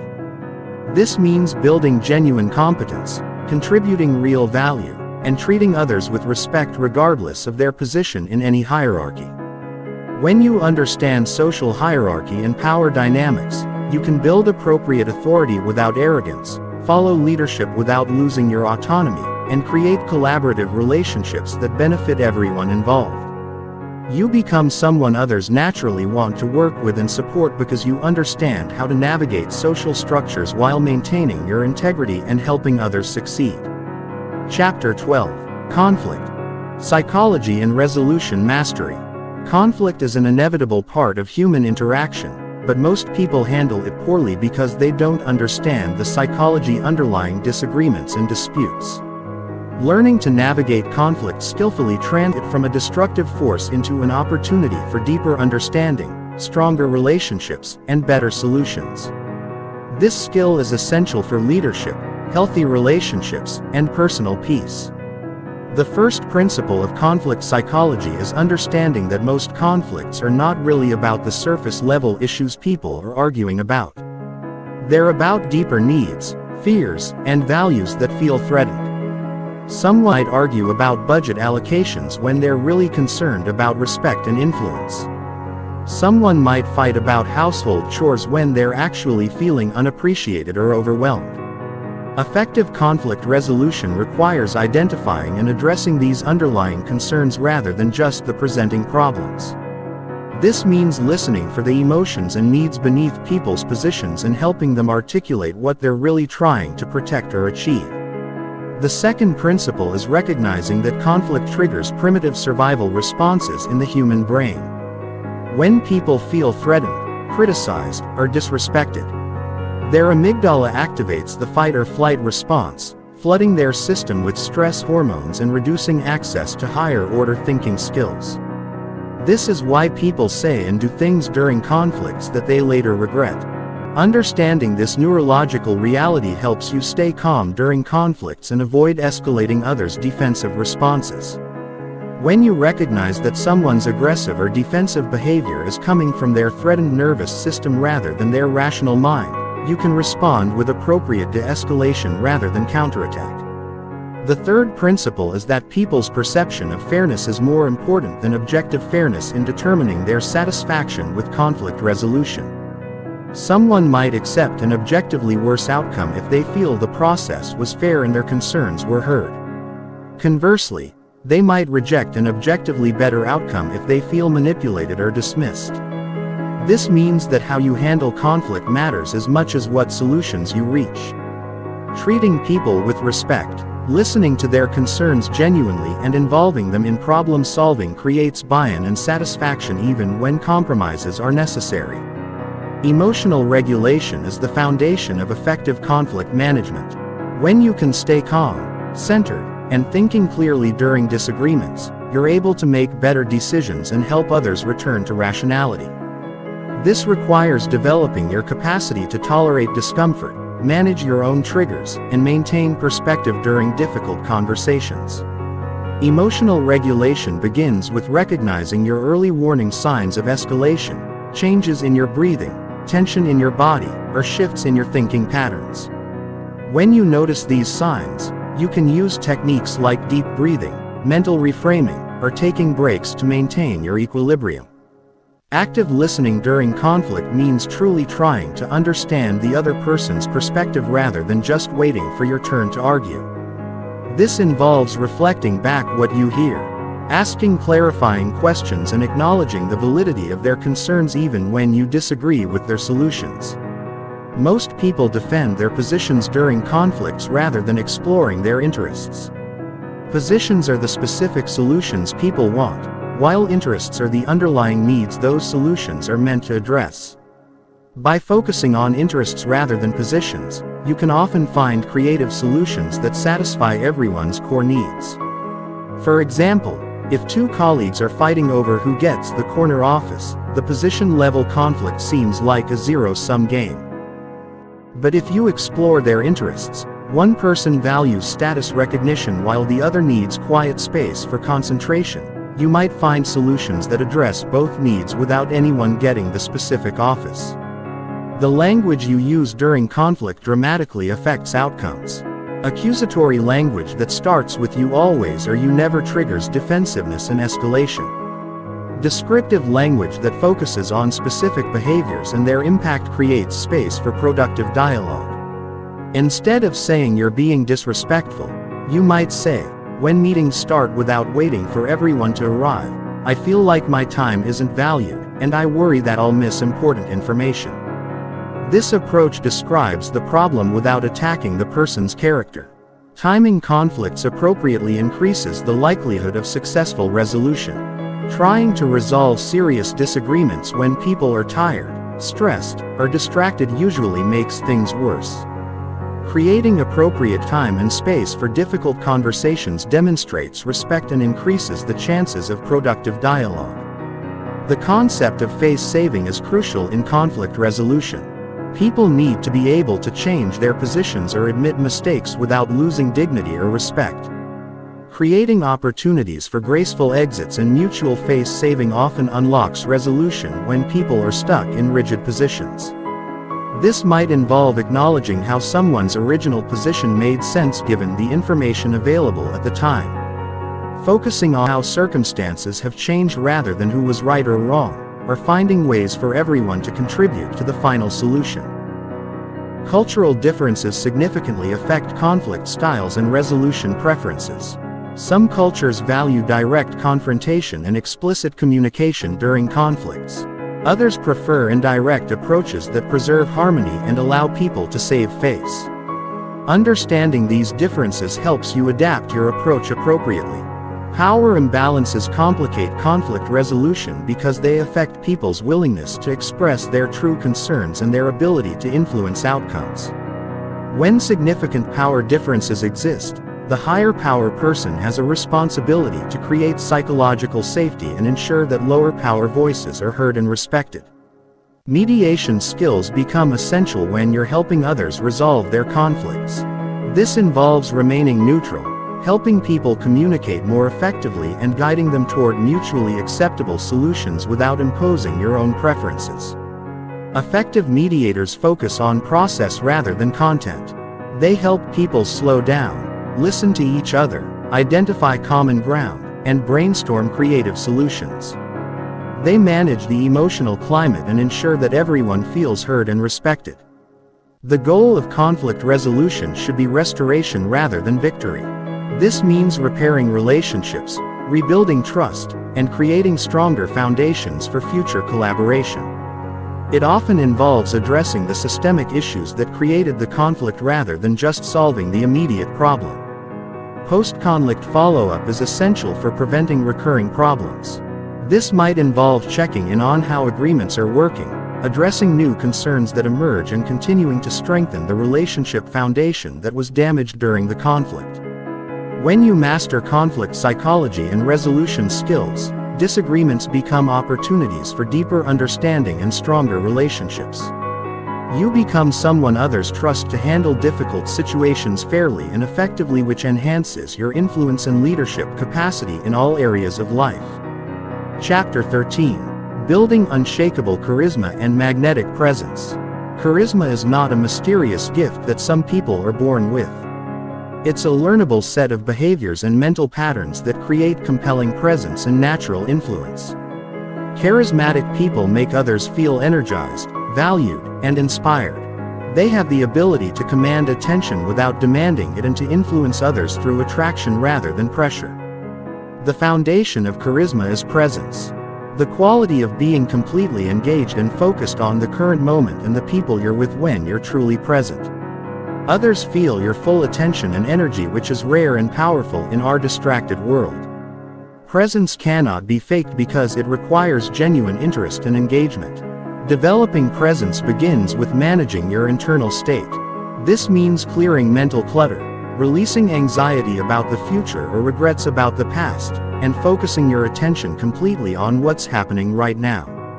It requires turning off your internal self-monitoring and criticism to become fully available to others.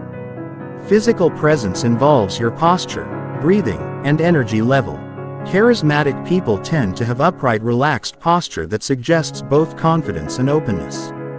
They breathe deeply and slowly, which creates calm energy and allows their voice to resonate fully. They move deliberately rather than frantically, suggesting that they're in control of themselves and their environment. Emotional presence means being authentic and emotionally available. Charismatic people don't hide their enthusiasm, concern, or other appropriate emotions. They allow others to see their genuine reactions while maintaining emotional regulation. This authenticity creates connection because people feel they're interacting with a real person rather than a social mask.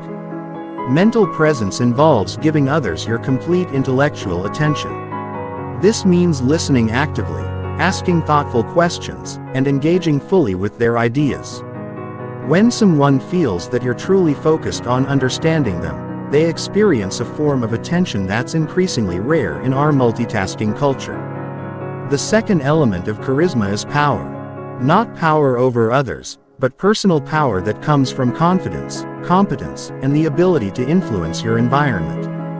This type of power makes others feel safe and creates trust in your ability to handle challenges and create positive outcomes. Building personal power requires developing genuine competence in areas that matter to you and others. This might be professional expertise, problem-solving skills, emotional intelligence, or leadership abilities. The key is becoming excellent at things that create real value rather than just seeking the appearance of competence. Confidence is a crucial component of personal power, but it must be based on reality rather than false bravado. True confidence comes from knowing your capabilities, accepting your limitations, and believing in your ability to learn and grow. It's characterized by calm self-assurance rather than loud self-promotion. The ability to make decisions and take action demonstrates personal power. Charismatic people don't constantly seek approval or consensus before moving forward. They gather appropriate input, make thoughtful decisions, and take responsibility for outcomes. This decisiveness creates confidence in their leadership. The third element of charisma is warmth. The ability to make others feel valued, understood, and cared for. Warmth creates emotional safety and makes people want to be around you. It's expressed through genuine interest in others, empathy for their experiences, and generosity. With your attention and resources. Developing warmth requires cultivating genuine curiosity about other people. This means being interested in their thoughts, feelings, experiences, and perspectives rather than just waiting for opportunities to talk about yourself. Curious people ask better questions, listen more attentively, and make others feel more interesting and important. Empathy is essential for warmth. This involves the ability to understand and share others' emotional experiences, to see situations from their perspective and to respond with appropriate compassion. Empathy cannot be faked. It requires genuine concern for others' well-being. Generosity amplifies warmth. This doesn't necessarily mean financial generosity, but rather generosity with your time, attention, knowledge, and support. Charismatic people look for ways to help others succeed and feel good about themselves. They share credit generously and take responsibility when things go wrong. The integration of presence, power, and warmth creates what researchers call charismatic leadership. When these three elements work together, they create magnetic attraction that draws people in and inspires them to follow your vision and direction. However, charisma must be balanced appropriately for different situations. Sometimes you need more power and less warmth during crisis management or when making difficult decisions. Sometimes you need more warmth and less power when comforting someone or building relationships. The most charismatic people can adjust their balance based on what the situation requires. Storytelling is a powerful tool for expressing charisma. Humans are naturally drawn to stories, and people who can tell compelling stories command attention and create emotional connections. Effective storytelling involves clear structure, vivid details, appropriate emotion, and relevance to your audience's interests and needs. The stories you tell should illustrate your values, demonstrate your character, and provide value to your listeners. They should be authentic experiences rather than fabricated tales designed to impress. The best charismatic storytellers share both successes and failures, showing vulnerability along with strength. Vision and inspiration are advanced charismatic skills. This involves the ability to see possibilities that others miss, articulate compelling futures, and inspire others to work toward shared goals.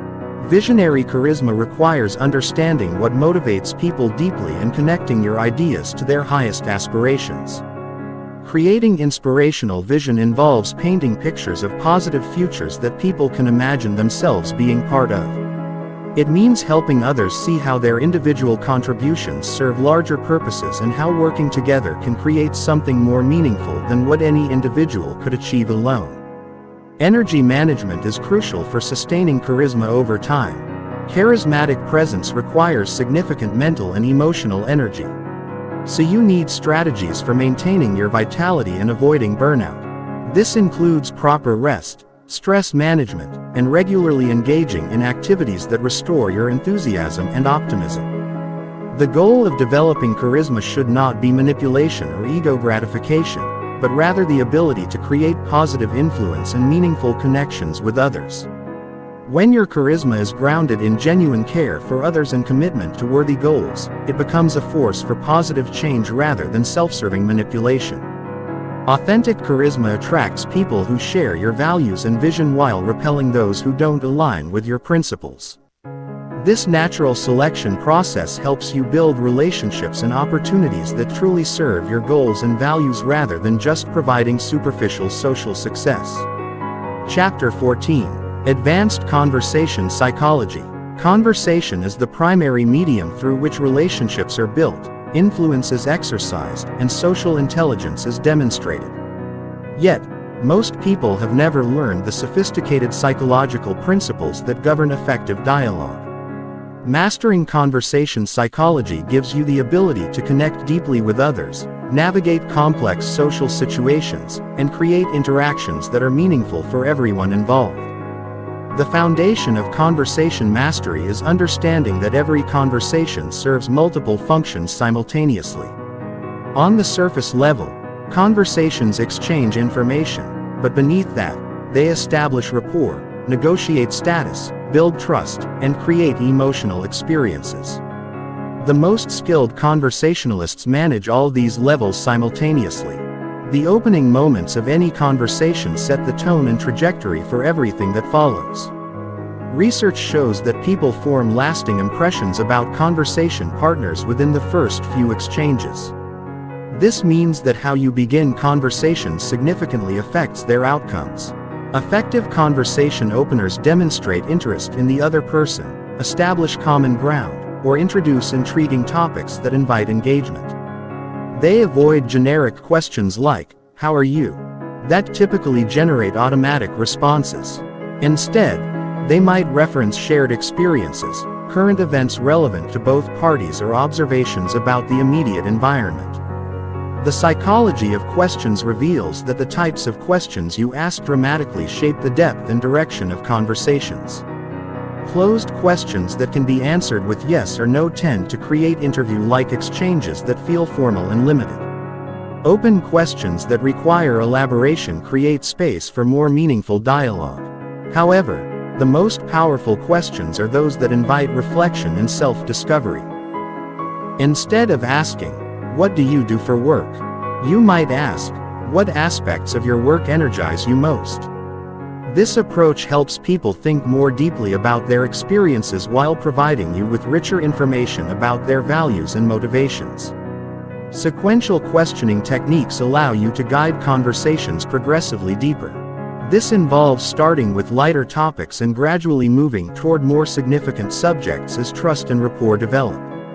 Skilled conversationalists can take discussions from small talk to meaningful personal sharing within minutes by following natural progression patterns. The concept of conversational threading involves picking up on small details that others mention and exploring them further. When someone mentions a trip they took, a book they read, or a challenge they're facing, you can thread deeper by asking follow-up questions that show genuine interest and help them elaborate on their experiences. Threading demonstrates that you're truly listening and creates opportunities for others to share more personal information. It also helps conversations flow naturally rather than jumping abruptly from topic to topic without logical connection.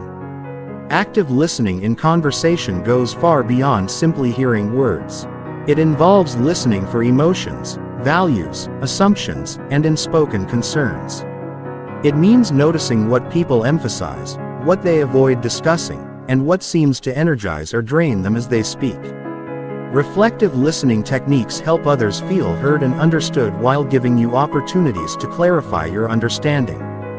This might involve paraphrasing what you heard, reflecting back emotions you noticed, or asking questions that help people clarify their own thoughts. The psychology of self-disclosure reveals that relationships deepen through mutual vulnerability.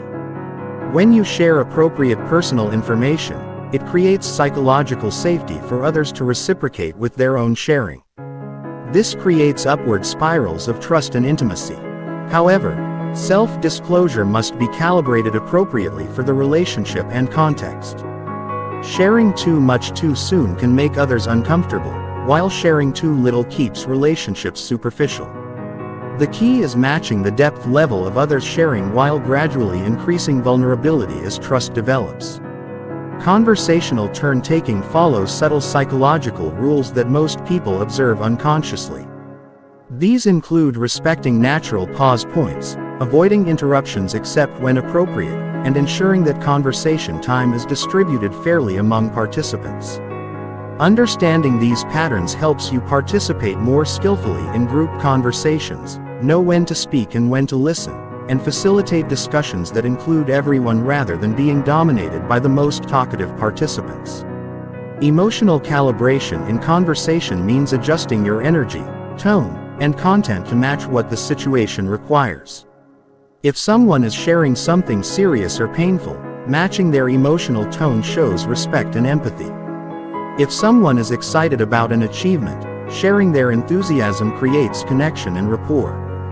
This doesn't mean being fake or losing your authenticity. Rather, it means being emotionally flexible and responsive to others' needs while remaining true to your core personality and values. The art of conversational influence involves guiding discussions toward topics and conclusions that serve everyone's interests while respecting others' autonomy and judgment. This requires understanding what motivates each person and finding ways to connect your ideas to their values and goals. Influential conversationalists ask questions that help others think through issues rather than simply presenting their own opinions.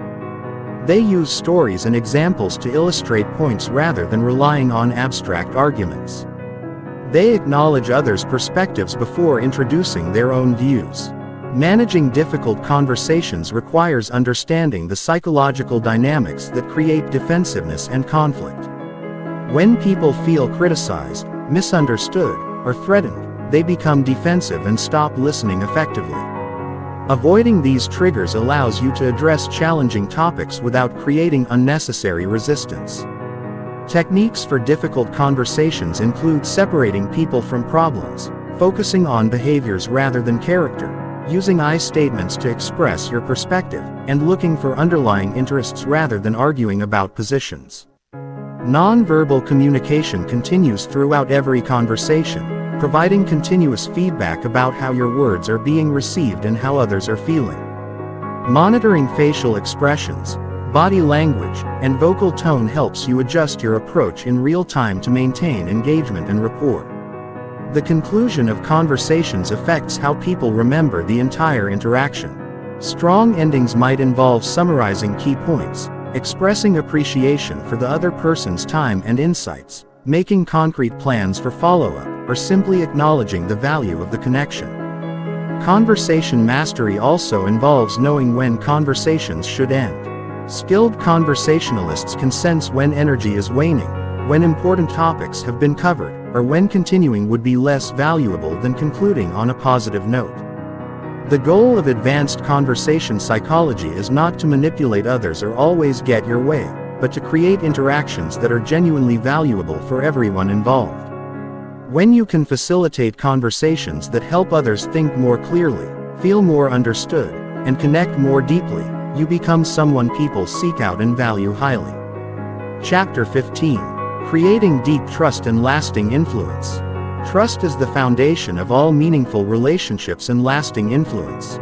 Unlike temporary compliance that comes from authority or pressure, trust-based influence creates genuine commitment and long-term loyalty.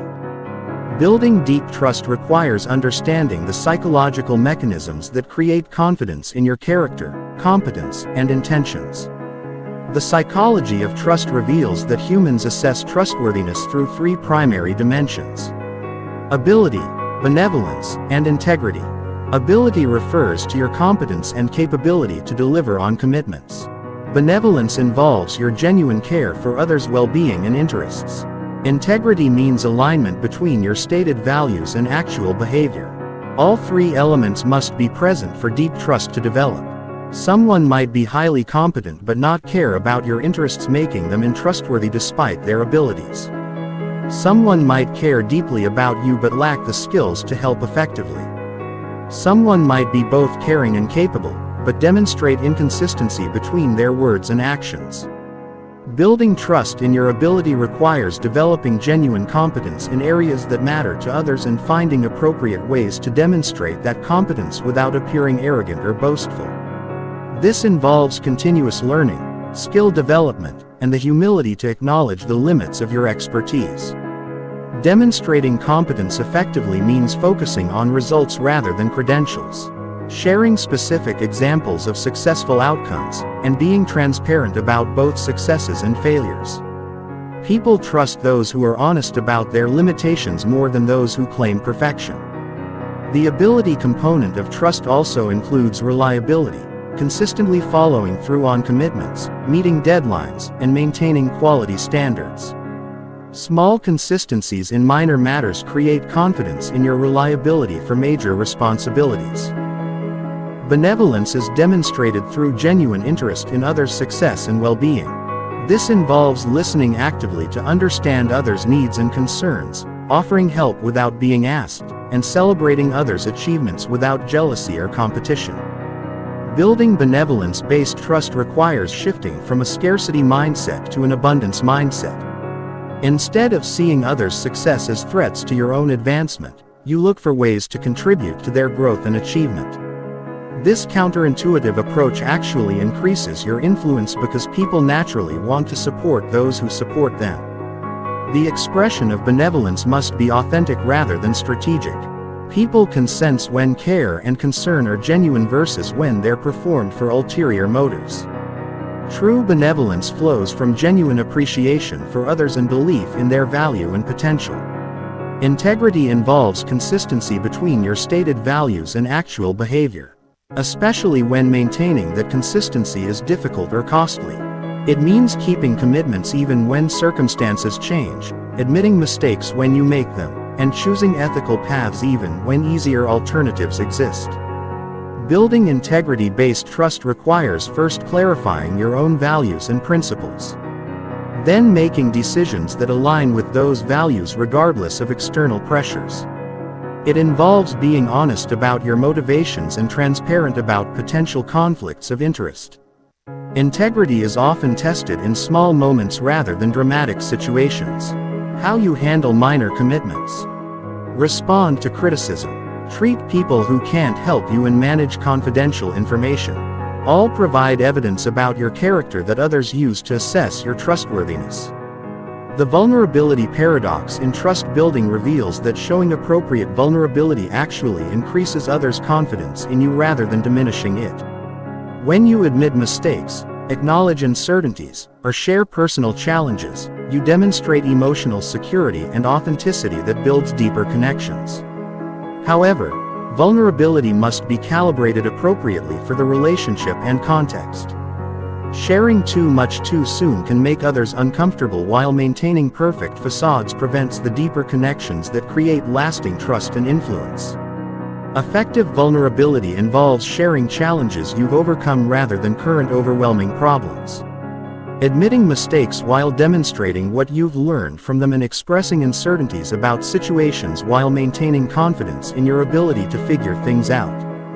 Consistency over time is perhaps the most crucial element of trust building. Trust develops through accumulated experiences of reliability, honesty, and care. It cannot be created quickly through grand gestures, but must be built through consistent behavior in countless small interactions. This means that trust building is a long-term strategy that requires patience and sustained commitment to your values and relationships. It involves maintaining high standards for yourself even when no one is watching, and treating all people with respect, regardless of their ability to benefit you. The reciprocal nature of trust means that building trust in others often increases their trust in you. When you demonstrate confidence in others' capabilities, give them important responsibilities, and support them during challenges, they often respond by increasing their commitment to you and your shared goals. This involves strategic trust giving, deliberately extending trust to others in appropriate situations to strengthen relationships and encourage their growth. It means believing in others' potential and giving them opportunities to prove themselves while providing support for their success. Communication transparency enhances trust by reducing uncertainty and speculation about your intentions and decision-making processes. This involves explaining your reasoning when making decisions that affect others, providing regular updates on important projects, and being open about challenges and setbacks. Transparency doesn't mean sharing every detail or thought, but rather ensuring that others understand your motivations and decision-making criteria. It involves being proactive in communication rather than forcing others to guess or assume what you're thinking. Conflict handling significantly affects trust levels in relationships. How you respond when disagreements arise, mistakes happen, or conflicts emerge provides powerful evidence about your character and reliability. Handling conflicts with integrity, fairness, and respect builds trust even when resolution is difficult. This involves taking responsibility for your contributions to problems, listening genuinely to others' concerns, working collaboratively towards solutions, and maintaining respect for people even when you disagree with their positions or decisions. Trust repair becomes necessary when trust has been damaged through mistakes, misunderstandings, or failures. Rebuilding trust requires acknowledging what went wrong, taking full responsibility without making excuses, demonstrating genuine remorse, and creating concrete plans for preventing similar problems in the future. Trust repair also requires patience and consistent positive behavior over time. Once trust is broken, it typically takes longer to rebuild than it took to establish originally. This process cannot be rushed, but requires sustained commitment to demonstrating renewed trustworthiness. The compound effect of trust means that as your reputation for trustworthiness grows, each new relationship benefits from that reputation. People who have heard about your reliability and integrity from others begin interactions with higher trust levels, creating positive cycles that enhance your influence and effectiveness. Building this type of reputation requires maintaining consistent standards across all relationships and contexts. It means treating everyone with respect and honesty regardless of their status or ability to help you. Because your reputation is built on how you handle all interactions, not just the prominent ones. The ultimate goal of trust building is creating relationships where influence flows naturally from mutual respect and shared commitment rather than from position, pressure, or manipulation. When people trust you deeply, they seek your input, value your opinions, and commit enthusiastically to shared goals because they believe you have their best interests at heart. This type of influence is sustainable over long periods, survives challenges and setbacks, and creates genuine satisfaction for everyone involved. It transforms you from someone who gets compliance into someone who inspires commitment. loyalty and genuine partnership in achieving meaningful goals.